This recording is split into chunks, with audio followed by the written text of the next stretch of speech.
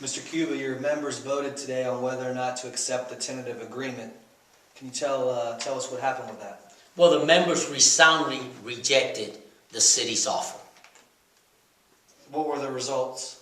Well, the results on the police and officers through sergeants, there were 10 yes votes, and there were 1,330 no votes, which represented 99.3% rejection.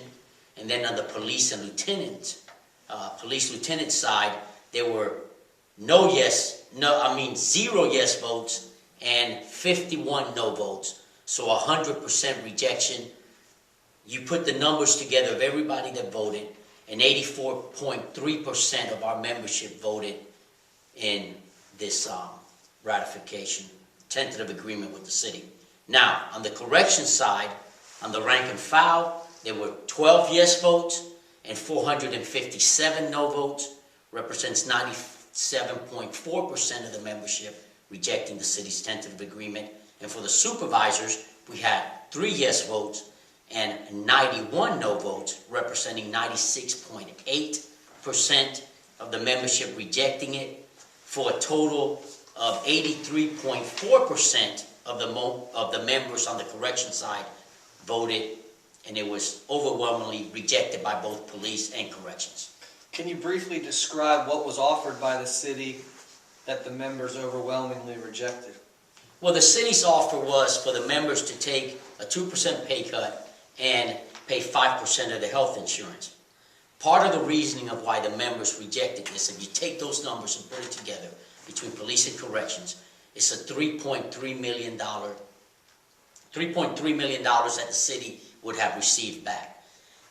We know that the city put $12.7 million in the contingency fund, so just in case in this budget year the city did not get the other bargaining units, all the bargaining units to accept this pay cut or health insurance supplement that they wanted us to pay for.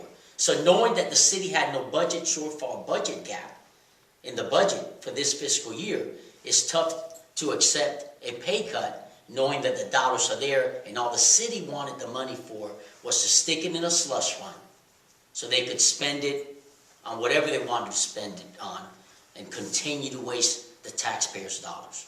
Who was it that analyzed the budget and where you're getting these numbers from, or was there any other significant numbers that was provided to you as far as money is concerned? Yes, we had an expert out of South Florida.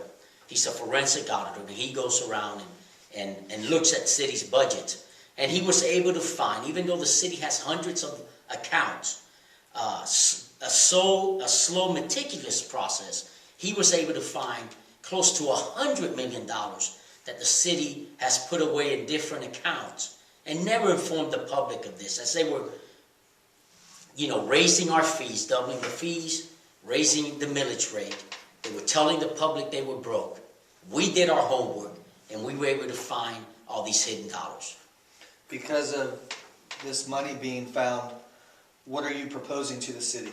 Well, what we're proposing to the city is, and we understand that the citizens out there, some are still hurting, some are doing better than others, because there's still pay raises. Not everybody is taking a pay cut. We're not asking for anything. All we're saying is, leave things as they are. Give us a 0 and 0. We're not requesting any type of pay raise. We're just requesting to be left alone. We continue to do more with less. We still, per population, we have less police officers than most of the other major cities in the state of Florida. Using the mayor's own numbers, we spend less on public safety in this community than the other major cities in the state of Florida. That's why we continue to say, leave us alone. We don't want anything, but at the same time, we don't want to give back so it could be put into a slush fund to be wastefully spent by the city of Jacksonville. Are you the only public employees group that hasn't entered into an agreement with the city? So far, I believe we are, but we also are not the only public employee group that's asking for a 0 and 0. We know that JEA was able to get a 0, 0, and a 3% increase through their bargaining negotiations. So what's the next step? Well, the next step is getting back to the table with the city and coming to a compromise. The city should understand that these officers continue to risk their lives day in, day out. Just in 2010, there was a 37% increase in officers being killed in the line of duty. So this job is not getting any safer. If anything, it's getting more dangerous. We see it here in this city. Every day you hear about officers either being shot at, beat up, or something is occurring in this city to show that this job is not getting any easier.